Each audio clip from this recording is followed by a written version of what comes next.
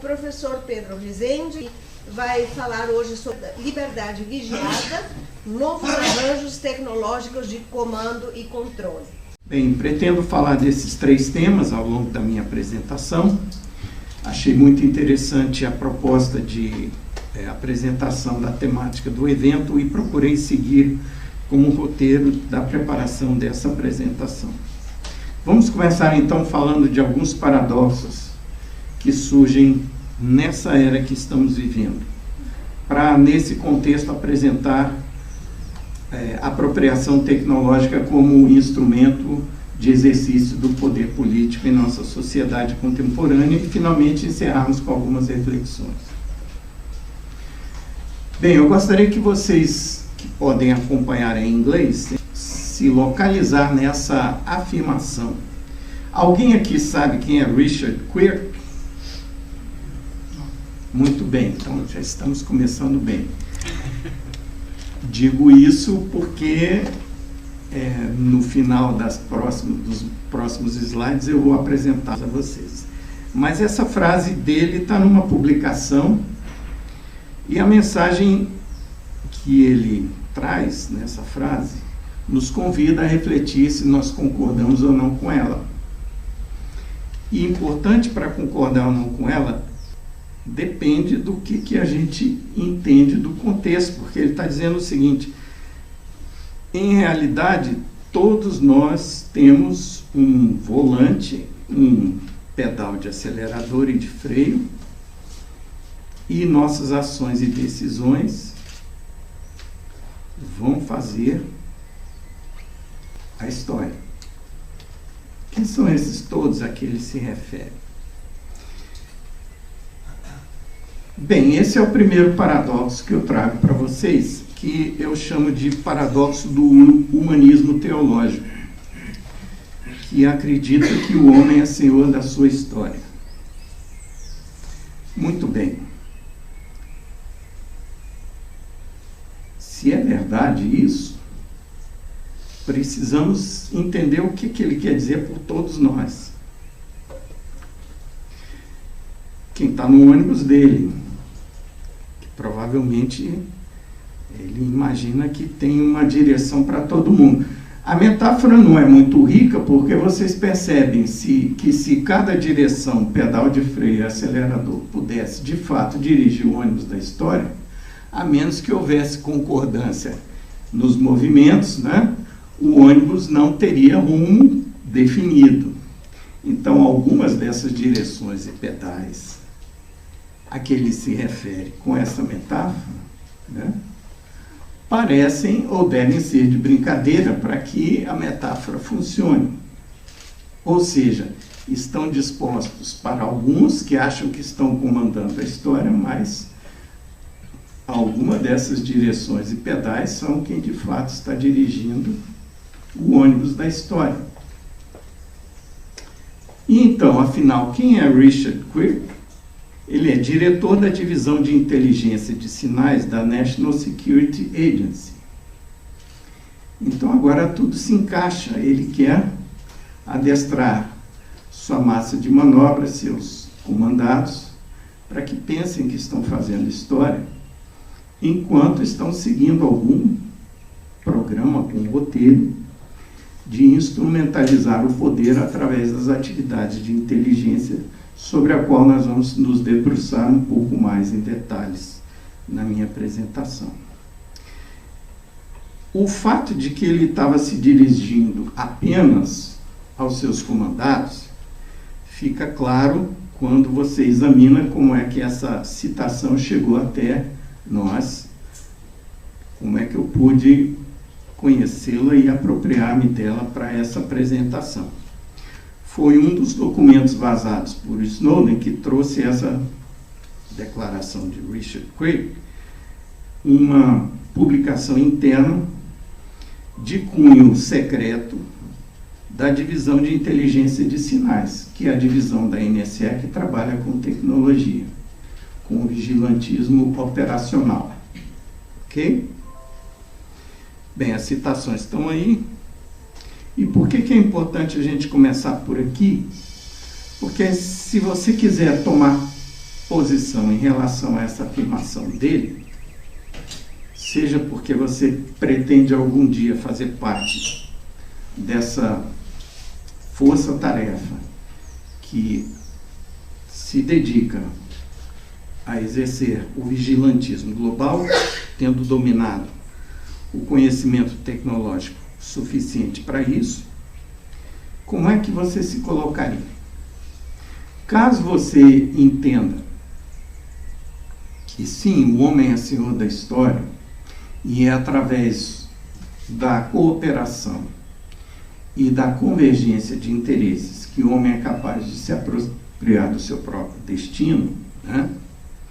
Qualquer que seja a atitude, ou porque você quer seguir a metáfora de quem está apresentando essa premissa do humanismo teológico, seja porque você acredita que é possível que o homem se aproprie da sua história, a questão que se coloca então é como é que você age para isso, se você acredita que o homem pode, de fato, se apropriar do seu destino como coletividade, como humanidade. O que transparece esses primeiros slides, em que eu estou tentando trazer como um paradoxo a ideia do humanismo tecnológico, é que só é possível funcionar dessa maneira se houver convergência de interesses. Ou porque alguém se apropria da narrativa da realidade e conduz as pessoas a agirem em conformidade com um projeto político totalitarista, ou porque a humanidade, usando a razão, chega a um consenso sobre a melhor maneira de conduzir o seu destino através do processo político. Agora veja como estão andando as coisas pela iniciativa dos que apostam na primeira alternativa, de que quem está com a mão na massa tem por obrigação, para não ser atropelado pelos fatos, pelos eventos e pelo andar da carruagem da história, tem que se instrumentar para instalar um governo totalitário global, porque a tecnologia para isso existe, e se quem está à frente do poder hoje não fizer isso, alguém mais vai fazer. Vejam só essa imagem, o que ela mostra? Ela mostra uma propaganda de recrutamento. Se você conseguir ler ali aquele endereço em preto na foto, ali está o endereço do governo australiano para carreiras de Estado. E a propaganda diz, basicamente, que se você for recrutado como hacker, você pode não só ganhar uma licença para hackear, mas fazer isso de forma acobertada. Go covert. Né? Bem, basicamente, essa propaganda é uma admissão de que uma das táticas mais eficazes para o tipo de guerra que se pratica hoje é através da manipulação do fato de que é muito difícil rastrear e atribuir autoria no mundo virtual. Então, uma das táticas mais eficazes é aquela que sempre foi usada desde que se instalaram a técnica financeira de emissão de moeda fiat, de iniciar grandes guerras com a preparação psicológica das sociedades dos dois lados da guerra para a guerra, com manipulação artificial dos sentimentos sobre culpa, responsabilidade pelos eventos catastróficos que irão acontecer em breve, né? Os ataques de bandeira falsa. Então, uma das coisas que se pode fazer com a licença para hackear, com cobertura governamental estatal, é poder atribuir a terceiros, a potenciais inimigos, ações dirigidas de dentro do próprio aparelho de Estado. É muito fácil fazer ataques com atribuição falsa no mundo virtual. E é basicamente essa a tese que está sendo admitida nessa propaganda. Então, onde há um paradoxo aqui, o paradoxo que eu vejo aqui é: o homem pode se apropriar do seu destino se grande parte da humanidade abrir mão da sua participação na construção desse destino. Pela primeira proposta. A segunda proposta é aquilo que a filosofia, digamos, da escola de Frankfurt prega, né? Que é a aposta na razão para a busca do entendimento universal. Vamos ver ao longo dessa apresentação das chances de sucesso pela segunda opção. A primeira é, obviamente, paradoxal. O segundo paradoxo que a gente vive hoje é o paradoxo da privacidade intermediada. O que é a privacidade?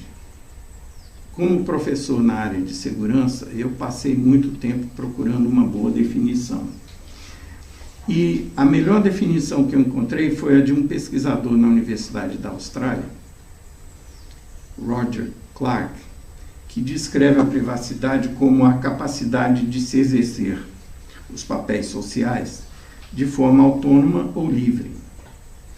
E a definição de identidade, a melhor que eu conheci, que corresponde à coleção de papéis sociais que um indivíduo ou uma entidade decide exercer, é que identidade é apenas uma projeção que fixa características que são, em geral, fluidas e mutáveis de um indivíduo. Essa definição é do comunicólogo brasileiro Muniz Sodré.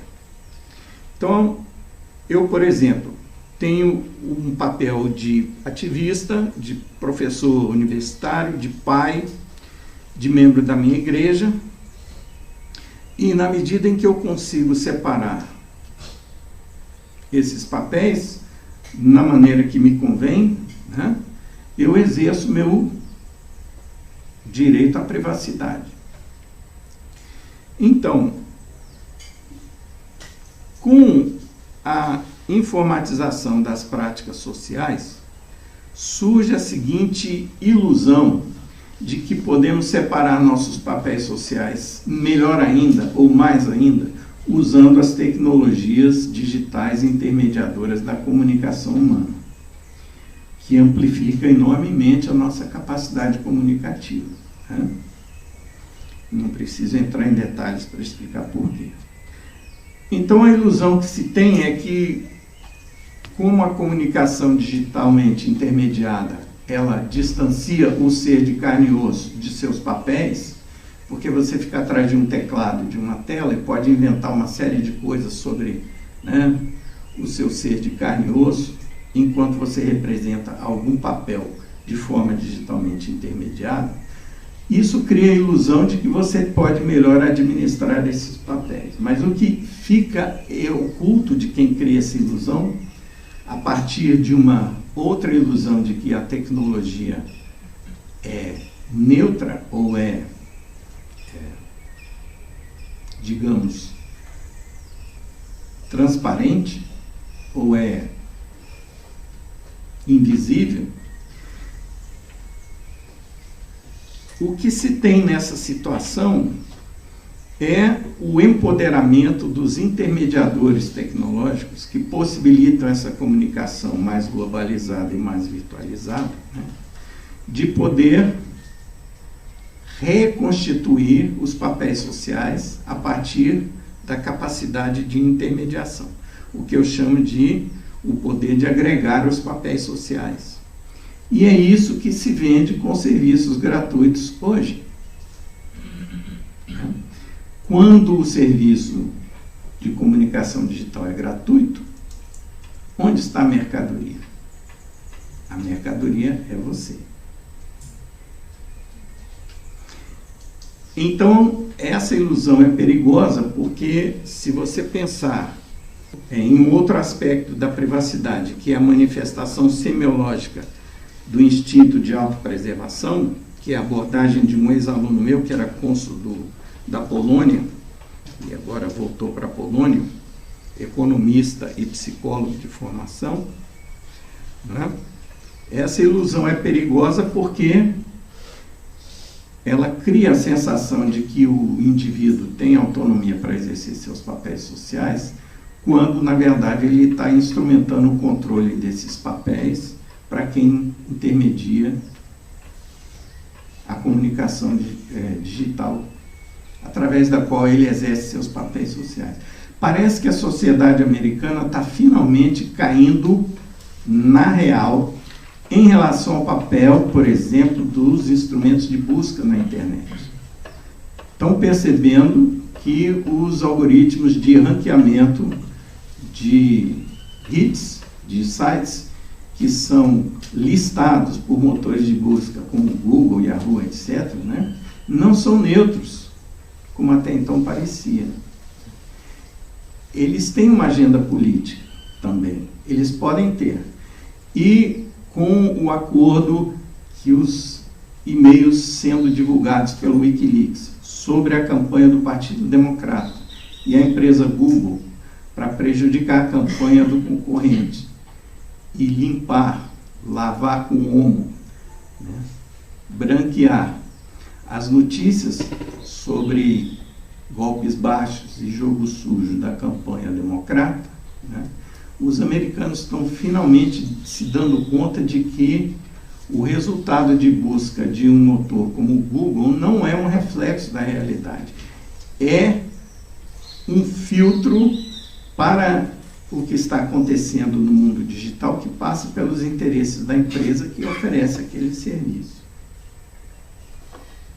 Se você ainda não percebeu isso, já está tarde, porque a descrição de que os fornecedores de TI estão sendo cooptados para instrumentalizar um regime de vigilantismo global foi denunciado por Snowden em 2013. E esse é um dos slides mais impactantes a respeito dessa revelação. Ele mostra em que ano as diversas empresas que são, digamos, quase monopólio em seus nichos, foram cooptadas de forma ainda clandestina ou ainda secreta para cooperarem na formação desse regime de vigilantismo global. Okay? A primeira a entrar no programa foi a do sistema operacional que está rodando nesse computador, está sobre a mesa, não o meu, do evento aqui. E a última, de 2012, foi a Apple, né? O Google entra em 2009. Muito bem. Isso nos permite interpretar ou entender o episódio Snowden como uma operação psicológica para a legitimação disso que eu chamo cerco tecnológico, né? Vocês perceberam que o Snowden passou 10 dias em Hong Kong sem ser incomodado? E no momento, a partir do momento 5 de junho de 2013, que o Greenwald conseguiu emplacar a primeira matéria no The Guardian sobre o vazamento que Snowden estava promovendo e botando a cara, dizendo, legitimando a origem dos documentos que estavam sendo vazados, né? Com aquela primeira entrevista que foi publicada. Quando aquilo começou a acontecer, o governo de Hong Kong recebeu um pedido de extradição com o nome do Snowden errado, dando margem a ele ir para o aeroporto embarcar. E só foram acordar e promover um estardalhaço na imprensa de que Snowden precisava o quanto antes ser detido e julgado nos Estados Unidos, quando ele estava a meio caminho de uma escala na Rússia. Ele já podia ter sido morto em Moscou. Moscou tem máfia, tem quadrilhas, tem o motorista favorito do Vladimir Putin, morreu quando Putin estava no G20, o último G20, de um acidente numa autoestrada de Moscou. Poderia ter acontecido algo parecido com Snowden também. Por que ele não morreu ainda? Está dando entrevista toda hora aí para os jornais, para os blogs. Uma explicação coerente e plausível é que ele pode estar sendo manipulado, ele está sendo inocente e útil para legitimar esse regime. Por que eu digo isso?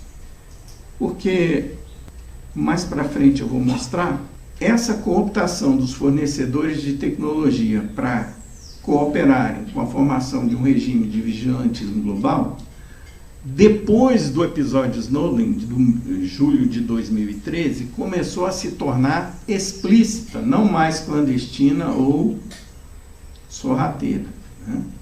E vou aproveitar um dos slides para deixar isso claro mais na frente. O terceiro paradoxo que eu quero refletir com vocês é o da tecnologia digital como arauto da eficiência econômica, eficiência produtiva e compatível com segurança. Em nenhuma atividade humana, o advento das tecnologias digitais foi mais impactante do que na área financeira, monetária. Vejam vocês que aqui do lado esquerdo nós temos um retrato do maior centro de operações financeiras do mundo, que é do maior banco suíço, o UBS, fervilhando no ano de 2008. Se vocês se lembram, em 2008 foi quando começou a crise financeira, que a gente ainda não saiu dela. O desfecho dela está sendo apenas adiado. Esse pavilhão aí tem o tamanho de 23 quadras de basquete e estava lotado de traders trabalhando para a UBS no pregão eletrônico daquela época. No lado direito, 8 anos depois, o mesmo espaço, ocupado não mais por traders, agora ocupado por programadores. O que aconteceu com a indústria financeira nesses 8 anos, desde que se instalou a crise de 2008? O que aconteceu de lá para cá foi um processo de automatização brutal e violento do processo de pregão eletrônico em todos os mercados, que foram basicamente automatizados, né? O papel do trader, do agente humano que toma decisões sobre a oferta de compra e venda de ações, de ativos, né, foi sendo substituída por programas de computador que tomam decisões com base em parâmetros mensuráveis eletronicamente de forma muito mais rápida e automática. O chamado algorithm trading. E a maneira mais agressiva de fazer isso é com o High Frequency Trading, HFT. Muito bem. Por que isso pode representar um paradoxo? Porque essa automatização dá segurança para quem roda o algoritmo, mas não necessariamente para a economia que depende desses mercados como fator de formação de preço ou de estabilização do processo produtivo e de circulação de bens e serviços. Essa é uma notícia que, no meu entender, exemplifica bem a situação. Estamos aqui vendo em português uma matéria de um site de segurança na informática, nos informando que o Reino Unido, primeiro semestre de 2016, que é o Reino Unido é hoje contém na cidade de Londres, né, na chamada City, o maior centro financeiro do mundo. Aconteceram, em média, uma fraude financeira a cada 15 segundos. Né? Bem, é claro que existem fraudes e fraudes, né? Essas que estão sendo citadas aqui nessa matéria é para colocar os grandes operadores financeiros, os grandes bancos, como vítima, né? Como se eles também não fossem autores de fraudes financeiras. Se você colocar essa matéria junto com outra como essa aqui, por exemplo, você percebe que algo está sendo direcionado nessa matéria anterior, né? Alguém já ouviu falar desse rapaz aqui? Sergei Aleynikov. Esse cara é um hacker russo que imigrou para os Estados Unidos, era um gênio da programação e era empregado do Goldman Sachs, o maior banco do mundo, para escrever os programas de High Frequency Trading. Né? Bem, em 2009, ele pediu as contas do Goldman Sachs e alguém lá dentro do banco entrou em pânico porque suspeitaram que ele estava levando o programa que ele tinha escrito para o Goldman Sachs com ele para algum outro lugar, uma cópia, né? Bem, então entraram com uma ação criminal contra o rapaz. Em 48 horas ele foi preso e os computadores dele foram confiscados e estão sendo guardados pela justiça com mais cuidado do que se guarda ouro no forte de Knox, né, que é onde o processo criminal que ele foi réu é muito interessante, porque a acusação é de que o software que ele levou com ele poderia causar muitos danos no mercado, porque era capaz de manipular o mercado de forma desleal. Mas, gente, se você lê a matéria com senso crítico, você há de se perguntar, mas o que é que o Goldman Sachs fazia com esse software? O problema aqui é de direito autoral. Se foi a Goldman Sachs que pagou ele para fazer o software, os direitos do software são da Goldman Sachs. Mas o que está em jogo para sensibilizar os juízes, prender o rapaz em 48 horas, deixar ele incomunicado e prender todo o material de informática dele e não deixar ninguém botar a mão, nem os peritos, é que aquilo é coisa perigosa, pode manipular mercado. Por que o governo dos Estados Unidos está protegendo esse software em vez de analisá-lo para determinar como pode ser usado para manipular mercados? Bem, esse software, ele permite que quem saiba manipulá-lo consiga nunca perder no cassino dos mercados financeiros. Por exemplo, a Virtu Financing, a primeira empresa que começou a fazer High Frequency Trading, só teve um dia de perdas em 6 anos de operação. Se você consegue interceptar um pedido de compra ou de venda antes dele chegar no pregão, você sabe para que lado o sinal do preço vai andar. Você pode entrar com uma aposta ganhadora na frente, se você conseguir correr adiante da mensagem com o pedido de compra e venda que está a caminho. Isso ocorre em nanosegundos. Por isso, o aluguel de andares em prédios onde funciona o pregão é caríssimo, porque as empresas que fazem High Frequency Trading, elas querem instalar seus data centers o mais próximo possível do pregão para chegar, interceptar as mensagens que estão chegando de operadores e poder entrar com pedidos que interceptam, que adiantam a informação sobre quem vai entrar com o pedido no pregão. Bem, então é interessante que no primeiro julgamento em que ele foi condenado, os promotores pediram sessão secreta ao juiz quando detalhes sensíveis do software de High Frequency Trading foram discutidos. Então, que segurança é essa? É da Virtu e não de quem pensa hoje que o mercado é um local onde os preços, onde a teoria clássica econômica se realiza, funciona, o livre mercado.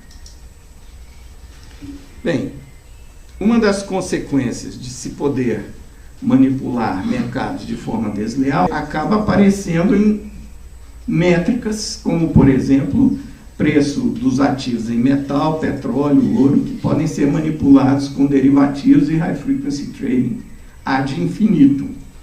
E não é uma questão disso ser apenas uma tese, uma hipótese, uma suspeita. Isso é fato, narrado pela BBC.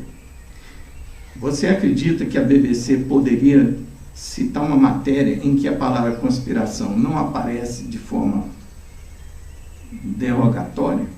Está aqui uma. Banqueiros finalmente admitem conspiração para fraudar o mercado de juros. Por que o Brasil tem que pagar 14,25% de juros na sua dívida pública, nos títulos de dívida pública, enquanto os títulos de dívida pública do FED, do Banco Central Americano, pagam 0,5% hoje? Será que é porque o Brasil tem maior risco de dar calote? A dívida pública do Brasil hoje é cerca de 70% do PIB, e a dívida pública americana é 104%. A do Japão, que está pagando juro negativo nos títulos da sua dívida, é 260% do PIB. Então tem alguma coisa errada com a lógica da teoria econômica clássica, né? Com a chegada massiva da TI para operar mercados, pregões. A gente está vendo isso no noticiário. Segurança só faz sentido quando você qualifica, porque o verbo associado ao substantivo é o verbo proteger. O verbo proteger é bitransitivo. Protege alguém de algo. Então, a segurança que a TI pode trazer é para quem controla o uso dela e não para quem é forçado a usá-la como gato, como vítima. Ou quem é induzido a fazê-lo por pressão social. Por que vocês acham que é tão na moda ficar tirando selfie? Se vocês tiverem ideia de quão avançado está os algoritmos de reconhecimento facial à distância com câmeras de alta resolução para identificar pessoas na multidão, em multidões, vocês podem ligar os pontos e entender por quê. Muito bem. Por que a lei não funciona para resolver esse problema do paradoxo da eficiência e segurança? Porque quando há punição, como no caso aqui que a BBC está noticiando, é só em multas e bem menores que o lucro com fraudes. Que eu me lembre, a última condenação de um dos grandes bancos internacionais por manipulação do mercado de câmbio, em Londres, gerou uma multa por estar operando o mercado de forma fraudulenta por quase 6 anos, gerou uma multa que equivalia ao lucro com essa manipulação em 3 dias. Condenado por 6 anos de manipulação, com uma multa que corresponde ao lucro de 3 dias. Então, esse tipo de punição é para inglês ver, ou para a plateia achar que a justiça está cumprindo o seu papel na área financeira, porém, funcionando, na verdade, como um estímulo, porque a punição é menor do que o resultado da deslealdade. Bem, o que vai acontecer? Em algum momento tem que haver uma ruptura desse sistema financeiro, porque ele está acumulando dívidas em proporções impagáveis, né?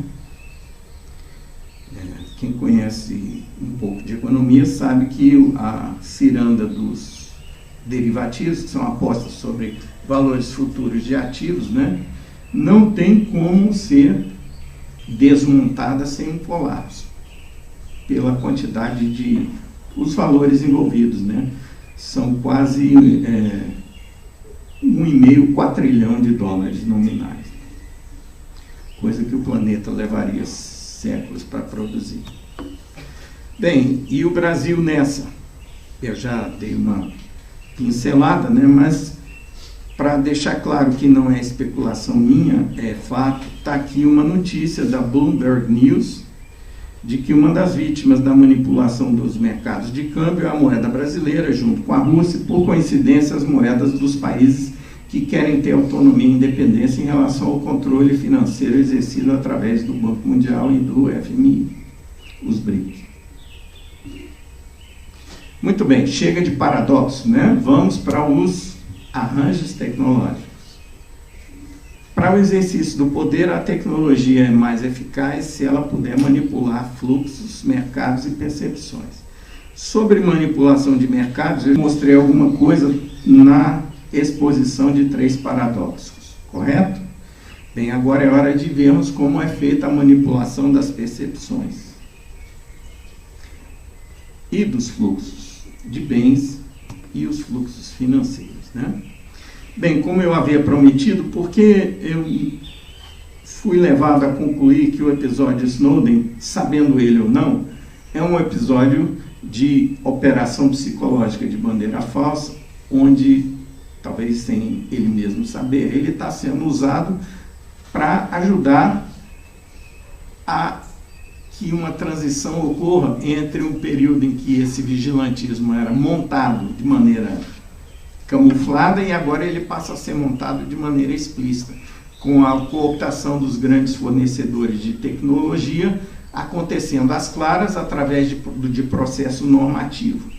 Como eu sou da área de segurança na informática, eu acompanho de perto a evolução dos padrões tecnológicos que podem nos permitir a proteção de direitos individuais, como os direitos humanos à privacidade e a livre expressão, e eu estou vendo como é que a possibilidade técnica de indivíduos que são meros usuários da TI manterem esses direitos pela forma como eles estão perdendo autonomia para fazer escolhas tecnológicas, através da manipulação do processo de evolução desses padrões. Todos os fornecedores estão sendo cooptados a, querendo ou não, participarem como engrenagens do mecanismo de vigilantismo global que está sendo instalado a partir daquilo que está sendo preparado há décadas, como Snowden revelou, né?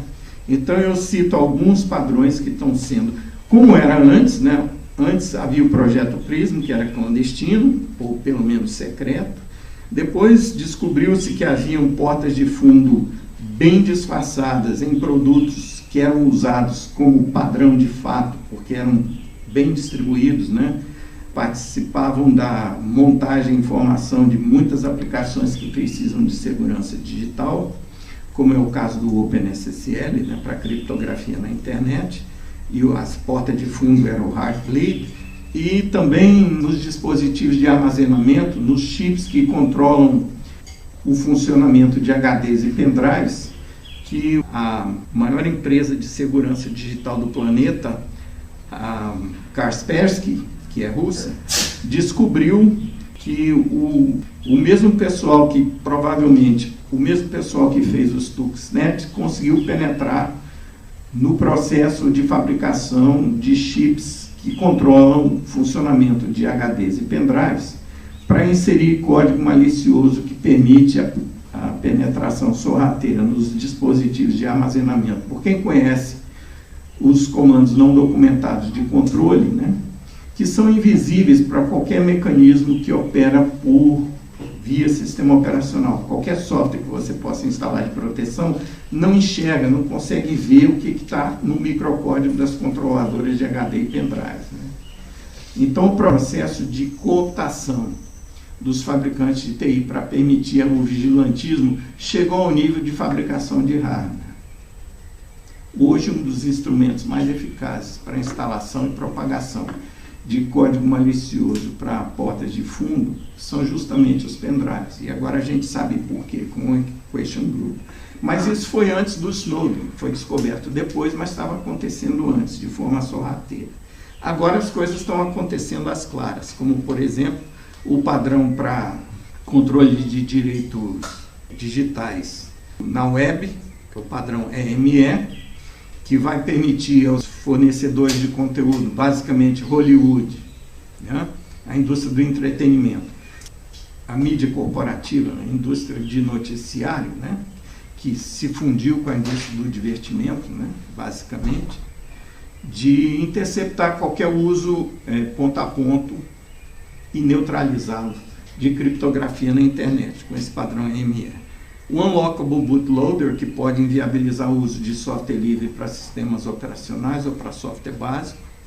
Na UF, o ETP. Então, eles estão cercando em todas as camadas da arquitetura e estão forçando os mecanismos de padronização a legitimarem o processo de instalação de portas de fundo que podem ser controladas por quem conhece a maneira como os padrões são implementados. E tem também no plano normativo um cerco parecido. Muito bem. Se você tem dúvida de que isso é importante e essencial, está aqui um dos documentos vazados por Snowden, que mostra qual é a estratégia. A estratégia é essa mesma. Tudo que tem a ver com controle de fluxos digitais é alvo no processo de planejamento, fabricação e instalação desse regime de vigilantismo global.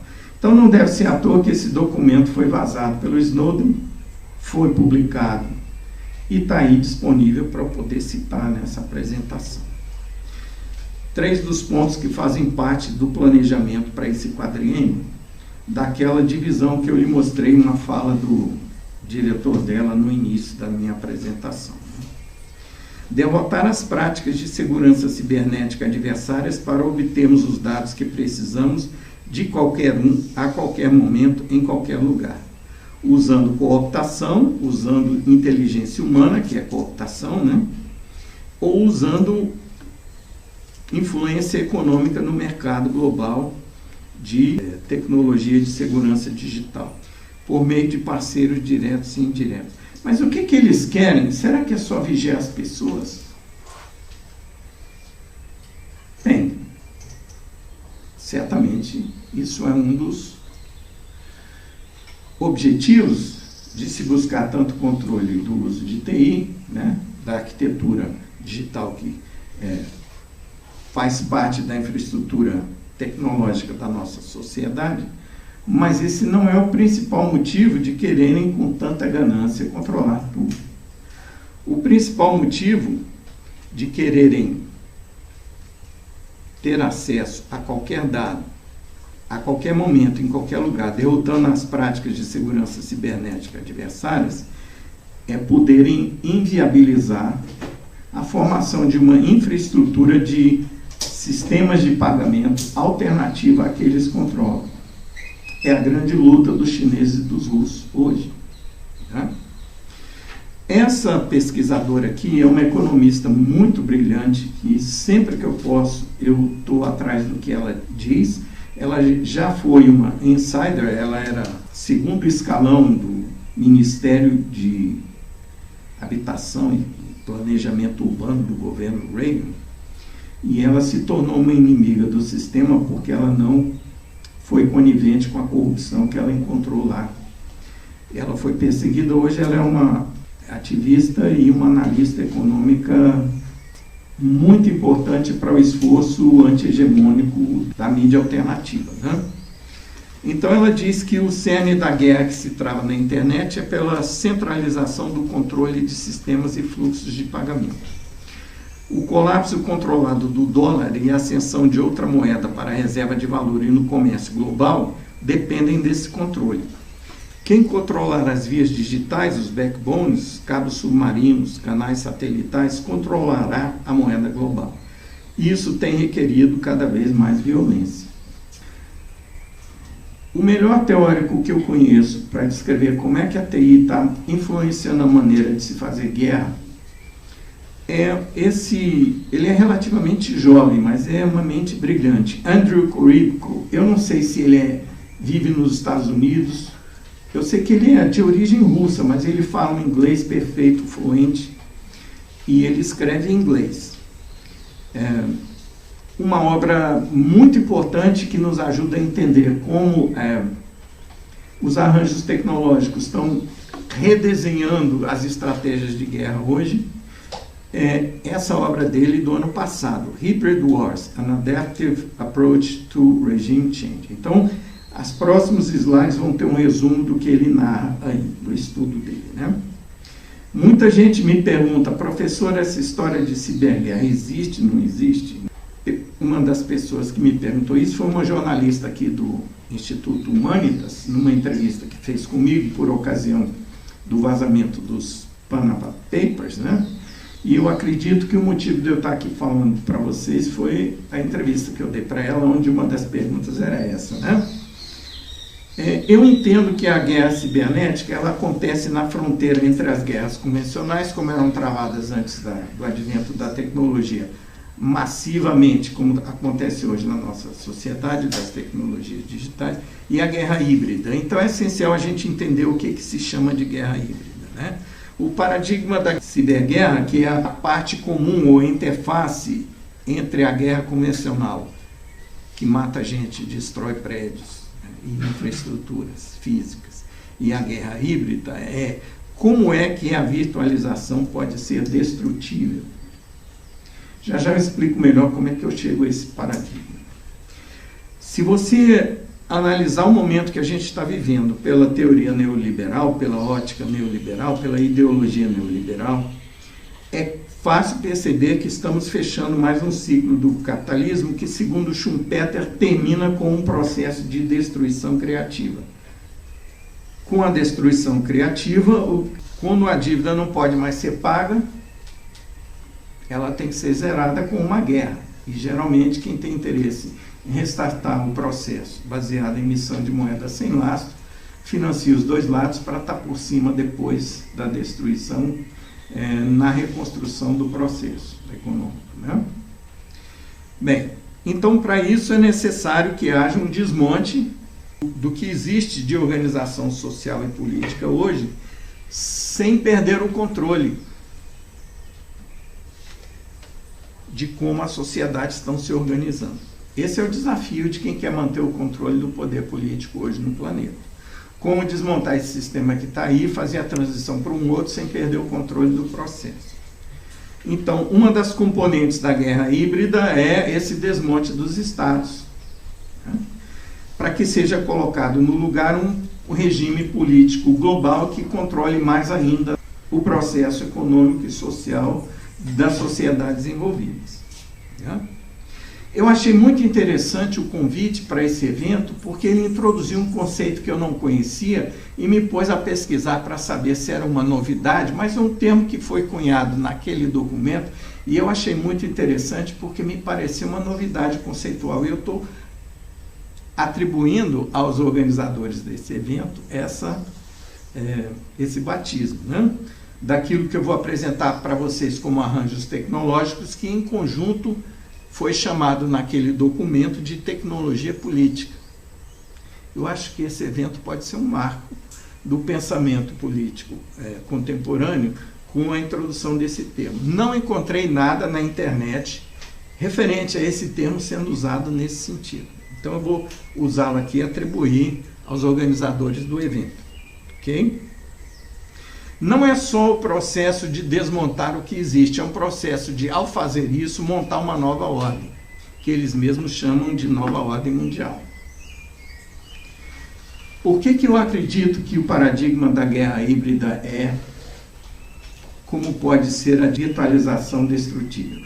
Porque se você acompanhar pela ótica de quem pensa a TI do ponto de vista filosófico, como é o meu caso, sou obrigado a fazê-lo pela abordagem que eu faço a segurança da informática, uma abordagem holística e sistêmica, o que há de peculiar com as tecnologias de comunicação e informação digitais ou eletrônicas é que elas evoluíram com uma regularidade impressionante. A cada década, um novo desafio conceitual, teórico, técnico se apresentava e a solução desse desafio trazia em si mesmo o próximo desafio.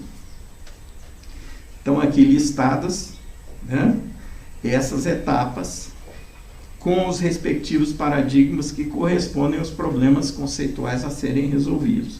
Vejam que corresponde exatamente ao período do ciclo econômico que está chegando ao final agora. O que começou depois da Segunda Guerra está terminando agora. A TI digital surgiu no fim da Segunda Guerra, né? O primeiro computador digital programável como programa carregável em memória, que é o modelo universal para computação, que é hoje o modelo de desenvolvimento de TI, né?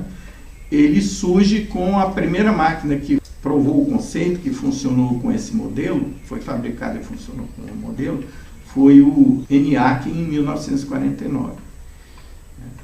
Ou o EDIVAC, se você considerar a invenção do Turing na Inglaterra como anterior, funcionou em 48. Né? E de lá para cá os desafios vão sendo apresentados e resolvidos. Vejam que a manipulação do conceito de realidade é o paradigma anterior ao da ciberguerra. Né? Muito bem, então, como é que esse pensador que eu citei, Andrew Carribeco, se fundamenta para fazer a análise dele de como é a guerra hoje? Ele pesquisa todos os pensadores militares que ele considera importantes. E aqui tem um resumo, né? Em 89 foi publicado pelo Jornal dos Marines um artigo que ele considerou importante, chamado A Face em Transformação da Guerra, entrando na quarta geração, que também é conhecida como guerra híbrida, né? Operações psicológicas se tornam a arma estratégica dominante na forma de intervenção midiática e informacional. Um importante alvo será o apoio da população inimiga ao seu governo e à guerra. O exemplo aqui no Brasil é clássico, né? A segunda etapa do golpe está em pleno andamento, só que ela está sendo que é a mais severa, né, com as mudanças estruturais na organização do Estado brasileiro, e estão passando batido na mídia corporativa como algo bom, enquanto a população está sendo distraída com a caça a ladrões de galinha, enquanto os profissionais estão mudando a organização do Estado na calada da noite nos corredores de Brasília. Para minha consciência ficar tranquila, eu fui panfletar sobre os perigos da PEC 241 nos corredores do Congresso, antes da primeira votação na Comissão de Mérito, pessoalmente, junto com o pessoal da Auditoria Cidadã da Dita. Mas, enfim, noticiários de televisão podem se tornar uma arma operacional blindada. Quem está acompanhando de perto nos bastidores e pela mídia alternativa a campanha americana tem um exemplo disso também para a eleição americana, né? A distinção civil-militar pode se desfazer. Outro pensamento estratégico contemporâneo que completa esse é a estratégia dos 5 anéis. Esse veio de um pensador da Força Aérea Americana, né? O inimigo como um sistema. Esse é mais recente, de 95, né? A destruição psicológica, que opera no plano psicológico, ela tem que funcionar na direção oposta da destruição física, né? Da periferia para o centro da organização social e a destruição física do centro para a periferia na estratégia da guerra híbrida, que tem esses dois componentes, esses dois pilares, né? O plano psicológico e o plano físico. Agora entramos em como é que essas novas teorias bélicas são postas em prática, né? O conjunto de arranjos tecnológicos que formam o que eu estou chamando de a atual tecnologia política. A maneira de você fazer essa transição é deixar confusa a compreensão da realidade no leigo, na pessoa que não tem alcance intelectual para entender o que está acontecendo, de forma que ele se agarre à narrativa oficial como uma explicação da realidade, né? E para isso você tem que mostrar para ele que, se ele tentar entender de forma autônoma o que está acontecendo, o que ele vai encontrar é o caos. Então é a teoria do caos aplicada ao controle comportamental. Esse um pensador do Exército americano que publicou em 92. Para mudar a energia de conflito entre pessoas, suprimi-la ou direcioná-la de maneiras favoráveis aos nossos interesses e metas, é preciso mudar o software. Como mostram os hackers, o modo mais agressivo para mudar software é com um vírus. E o que é ideologia, se não outro nome para vírus de software humano? Eu diria que ideologia é software. Acontece que o que é nativo, o que é próprio, é o sistema operacional que você tem na sua mente, você não vê como invasor, porque ele está ali para fazer somente funcionar, né? É a ideologia do outro que você vê como ideologia do ponto de vista pejorativo, porque vem perturbar o funcionamento da sua ideologia na sua mente. Somos transparentes à ideologia que abraçamos, né? E na narrativa oficial, a ideologia subliminar é a ideologia neoliberal, né? De que o mercado resolve tudo sozinho. Mas pelos paradoxos que eu mostrei para vocês do advento da TI como oferecendo ao mesmo tempo eficiência e segurança, vocês estão vendo que tem algo de profundamente perturbador com esse ponto cego da ideologia neoliberal. Pode concordar comigo, né? Muito bem. Outra estratégia para a implementação dessas tecnopolíticas, ou os arranjos tecnológicos que permitem a construção de uma tecnologia política. Dominação de amplo espectro. Aqui é interessante porque a informação se torna uma dimensão a ser controlada na guerra. Publicado em 2000, uma visão para o futuro em 20 anos. Capacidade de conduzir pronta, sustentada e sincronizadamente operações com forças adaptadas a situações específicas, com acesso e liberdade para operar em todos os domínios. Terra, mar, ar, espaço e informação. Junta espaço e informação, você tem o ciberespaço. Ok? Muito bem. Veja que essa publicação foi no auge do plano PNAC, né, Project New American Century, quando a União Soviética tinha sido desfeita e a Rússia estava sendo retalhada e pilhada, né? Ninguém contava com a providência divina levantando um líder que ia aglutinar o ressurgimento da Rússia como nação. E a partir do momento que se percebeu que ele não ia jogar o jogo da globalização, ele se tornou inimigo mortal do Ocidente. Tá? Guerra neurocortical. Agora é a tecnologia entrando na neurolinguística.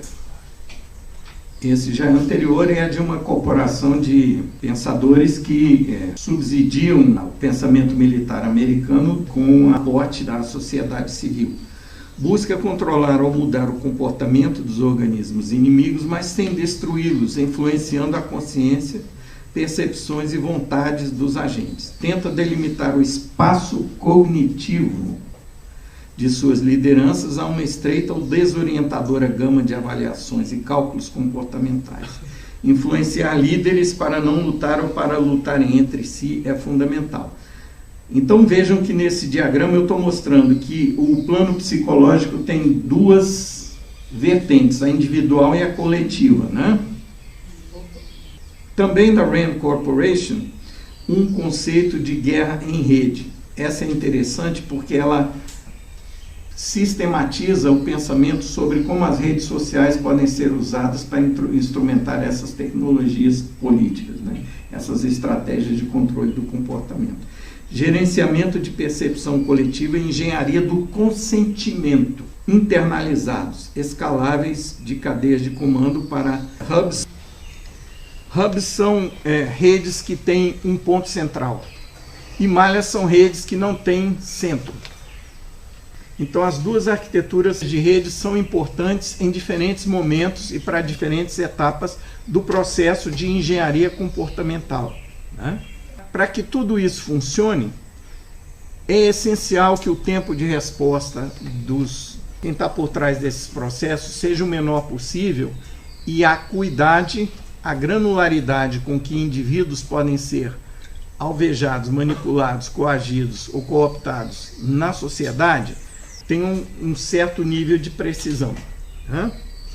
E é essencial para que isso possa ser realizado que a identificação possa acontecer de maneira ubíqua, mesmo com os indivíduos tentando desaparecerem na multidão, serem anônimos. Então, a tecnologia essencial para isso são um conjunto de técnicas de identificação eletrônicas que o FBI chama de NGI, New Generation Identification. Para que o perfilamento psicológico, isso que eu acabei de citar, possa acontecer, o rastreamento e direcionamento cognitivo em projetos de engenharia social precisam ser municiados por essas tecnologias, para que o anonimato e o pseudonimato sejam neutralizáveis, e eles são neutralizáveis com agregação massiva de dados pessoais biometrizáveis. Então aqui tem uma matéria do FBI que eu acho interessante porque o diretor dessa divisão de identificação do FBI diz o seguinte: precisamos reconhecer uma mudança que está acontecendo na sociedade. A sociedade está tirando o privilégio da anonimidade. Bem, não é a sociedade que está tirando, é quem está na direção da sociedade, achando que é o único na direção da sociedade, naquele projeto que foi mostrado no primeiro paradoxo, né, do humanismo teológico, né? Eles que se acham, né, no direito e no dever de instalar um governo totalitário global, acreditam que estão fazendo o óbvio e inevitável caminho natural da humanidade.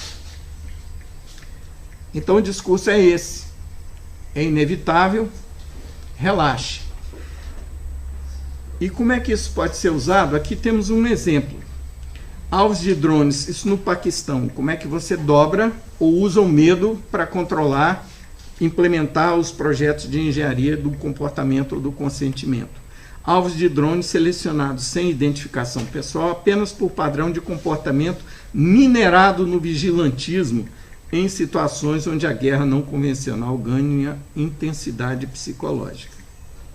25% dos alvos no Paquistão, de 2010 a 2011, foram selecionados de data mining de padrão de comportamento em rede social. Palavras que são usadas, sites são visitados, palavras que saem nos tweets, nos SMS, né? Para buscar eficiência máxima no terror como instrumento de manipulação do medo. Essa técnica de identificação, ela precisa ser centralizada para ser mais eficaz. Então, o que está acontecendo? As empresas, as Forças Armadas, que têm o projeto hegemônico, que estão implementando esse projeto, né, não estão perdendo tempo, estão fazendo isso. Aqui uma notícia de 2011, onde o FBI licitou a gerência do banco de dados que ele está montando para essa tecnologia NDI, e quem ganhou a licitação, um contrato de $1 bilhão por um ano, foi a maior fabricante de armamentos do planeta, a mesma que fabrica aqueles drones que eu mostrei sendo usados no Paquistão, seleção de alvos por mineração de dados de comportamento em redes sociais na transparência passada, né? Então o projeto globalista passa por esse mecanismo de implementação de tecnologias de identificação à revelia dos identificados, né? E os selfies, né, carregados em uploads à profusão em redes sociais que oferecem tudo de graça, né, estão sendo, né, material de sedimentação dessas tecnologias de identificação que está chegando de graça por uma manipulação do que é moda na nossa sociedade, para vocês verem como essas técnicas podem ser eficazes, né? Bem, então, hora de caminharmos para as conclusões. Tudo isso também precisa ser legitimado no plano jurídico, para que não fique a impressão de que estamos abandonando o Estado de Direito. De novo, seguindo aquele documento de apresentação do nosso evento, a forma de apresentar isso é como uma estratégia legitimada pela sociedade. A forma de apresentar esse verniz normativo para esse projeto hegemônico global é como uma estratégia de combate ao que nos faz sentir inseguros: o crime organizado, o ciberterrorismo, os 4 cavaleiros do ciberapocalipse, né? Lavagem de dinheiro, quer dizer, só conta aqueles que você quer pegar. Os verdadeiros criminosos profissionais, esses não aparecem no radar da mídia corporativa, como eu mostrei para você aqui. É preciso fazer uma segunda leitura para você entender o que está acontecendo com a manipulação dos mercados, né? Lavagem de dinheiro, ciberterrorismo, pedofilia na internet, mas só para os pedófilos psicóticos, né? Os poderosos que fazem isso, esses estão imunes, né? E crime organizado, cibercrime. Então, emergência nacional: todos os bens e interesses próprios de tais pessoas que estão ou vierem para os Estados Unidos ou que vierem a estar sob controle de terceiros nos Estados Unidos estão bloqueados e não podem ser transferidos ou de qualquer modo trocados. Como é que vocês acham que eles conseguiram um mandado de prisão pela Interpol para um oficial da FIFA em Zurique, sob a acusação de que ele vendeu a Copa de 2018 para a Rússia e a Copa de 2022 para o Catar? É porque o e-mail que ele mandou para o chefe da federação do Catar ou da Rússia, de Zurique, passou pelo backbone que vai até Miami, vai da Europa para a África. Então, ao passar a mensagem em território americano por um servidor americano, ou pelo menos a consulta do endereço IP do servidor, do destino da mensagem, com esse tipo de norma, legitima-se a expansão da jurisdição legislativa americana para perseguição política das operações psicológicas, né? Demonização de tudo que está se opondo ao projeto hegemônico global. Muito bem. Como a coisa é insidiosa. A Agenda 21, que era em tese para o desenvolvimento sustentável, foi expandida para a Agenda 2030, que inclui em sua meta 16.9 um projeto para a identificação universal biométrica para todos os habitantes da Terra.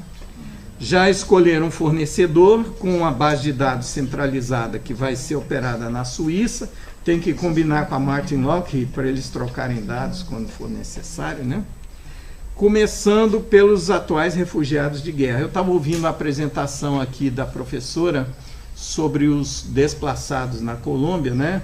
São candidatos a iniciar o processo de identificação biométrica, que começa voluntária e aos poucos vai se tornando coercitiva, né?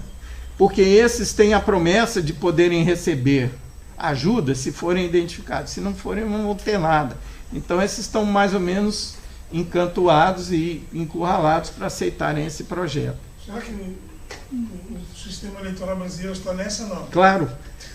Uma das apresentações que eu fiz no Senado foi mostrar que existe um acordo da Polícia Federal com o FBI para troca de dados de identificação biométrica, e a Justiça Eleitoral é um instrumento importante para a coleta, porque no Brasil a eleição é obrigatória, e o eleitor que não der dados verdadeiros para a Justiça Eleitoral está cometendo crime eleitoral. Então no Brasil já é compulsória a identificação de eleitor, né? Então, melhor parceiro que esse para aderir ao projeto. E tem um acordo do Temer dessa semana que oficializou o que antes era um acordo ilegal da Polícia Federal, porque violava a lei do cadastro eleitoral, lei, se não me engano, 8.777 de 85. Né? A história sobre o edital para compra do sistema de identificação biométrica da Justiça Eleitoral, ele foi lançado com o nome do fabricante e a versão do software, o nome do software e a versão do software que tinha que ser oferecido para que o edital fosse. E a justificativa é que para que ele tivesse compatibilidade com a da Polícia Federal. É justamente o padrão de identificação que é adotado pelo FBI. Quem gere a base de dados do TSE, até onde eu sei, é a empresa que fornece TI para a Caixa Econômica Federal. O acordo com a polícia para eles trocarem dados, né, obriga o TSE a entregarem os dados biométricos, que ele cadastra em 20 dias. Esse acordo fere frontalmente a lei do cadastro eleitoral. Quando eu apresentei isso numa audiência pública no Senado, que discutia a lei eleitoral, eu fiquei surpreso, não tanto, mas pela rapidez de reação do TSE. No dia seguinte, botou em pauta a ação direta de inconstitucionalidade, né, que derrubava a lei que permitia o voto impresso e legitimava o cadastro biométrico. Quando essa lei foi aprovada pelo Lula em 2009, né, é ela que legitimaria a identificação biométrica. Mas junto com ela vinha o voto impresso. Foi a maneira como passou no Congresso. Voto impresso junto com biometria. Para passar a biometria no Congresso, passou junto o voto impresso. Para derrubarem o voto impresso, eles derrubaram juntos a lei que permitia a biometria. Nesse momento, todos os arranjos comerciais com a Caixa Econômica e a Polícia Federal, acordo técnico com a Polícia Federal, ficaram sem base legal. Quando eu fui questionar isso no Congresso, né, que estava suspenso por liminar o artigo que legitimava a biometria, no Senado, no dia seguinte foi posto em votação, porque estava no limbo, era liminar, o ADIM que derrubava o artigo que legitimava a biometria, mas pedia a inclusão, ou exigia a inclusão do voto impresso. 3 semanas depois, o helicóptero do senador que presidiu essa audiência foi pego em Cariacica, e explodiu notícias da Globo, com 450 quilos de cocaína. O piloto... Bem, daí a pouco essa audiência já não deu mais em nada, e o irmão que era sócio do senador, ambos presidentes do Cruzeiro em Belo Horizonte, né, há poucos meses foi nomeado ministro dos esportes. Nada aconteceu com o processo de tráfico, porque a culpa foi só do piloto, né? Mas isso dá uma ideia de como a coisa é pesada, né? Como é que os arranjos, né, políticos, eles giram em torno dos arranjos tecnológicos também. Eu tenho vários artigos, apresentações e vídeos onde eu levanto essa questão.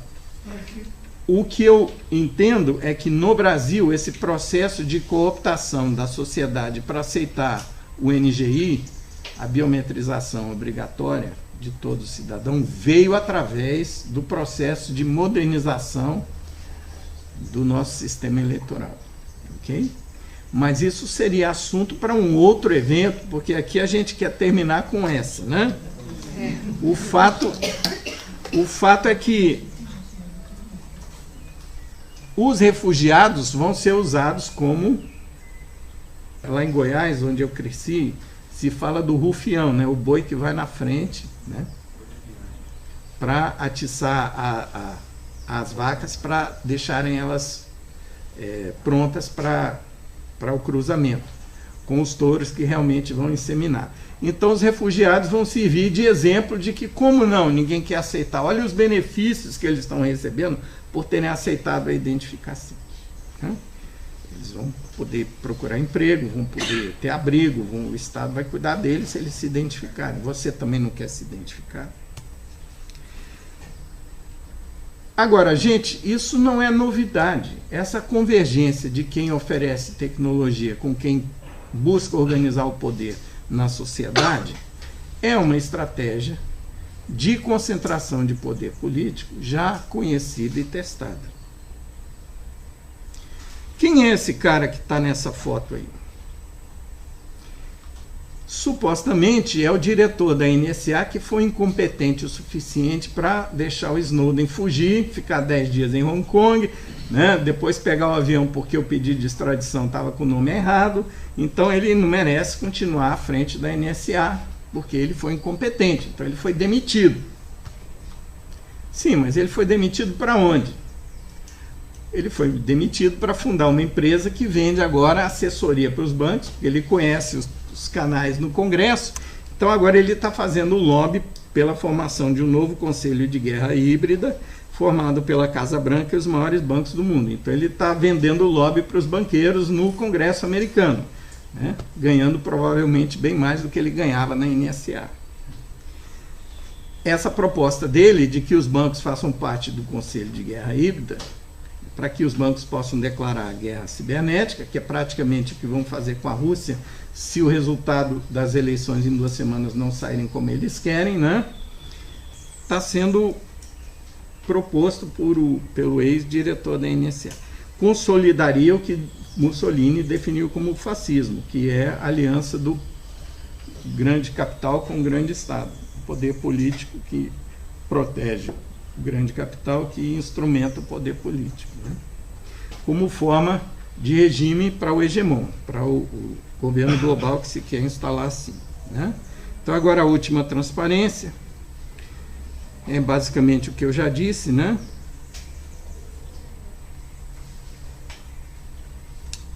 O que Biden disse nessa entrevista, basicamente, foi que se Trump ganhar a eleição, então vai haver algum ataque súbito contra a Rússia, sem aviso prévio do governo dos Estados Unidos, que só depois é que o governo vai explicar por quê.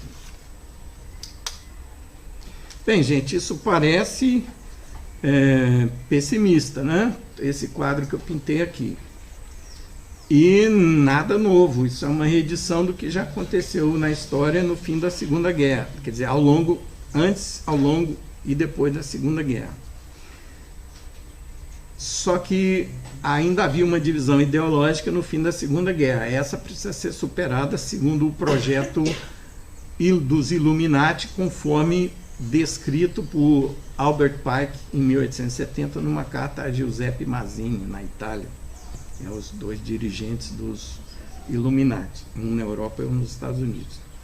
A tecnologia política aqui exposta faz uso de um arsenal semiológico que é essencial para o atual estado de guerra, que é o estado de guerra híbrida, cujo objetivo é a instalação de um governo totalitário global e cujos adversários são toda forma de resistência em favor do multilateralismo. Se a estratégia de dominação, de controle de engenharia comportamental funcionar, o sonho de Aldous Huxley, que é outro Illuminati, né, publicado em Admirável Mundo Novo, em 1937, se concretiza. Ou Pesadelo, né? Pesadelo para nós, sonho para ele, né? Porque ele está no projeto dos Illuminati. Um Estado totalitário realmente eficiente seria um no qual os todo-poderosos mandantes da política e seus exércitos de executivos controlam uma população de escravizados que não precisam ser coagidos, porque eles adoram a sua servidão. E Sun Tzu, que para mim é o grande teórico da guerra, em oposição a Clausewitz, né, que é o ideólogo por trás das estratégias que a gente andou vendo nesses arranjos psicológicos aí, que é possível uma guerra definitiva, né? Eu acredito que não, gente. Se vai haver, eu sou otimista, vai haver um governo global, é inevitável, mas não vai ser dos Illuminati nem dos satanistas. Segundo o apóstolo Paulo, vai ser com a vinda do Senhor Jesus, que está breve.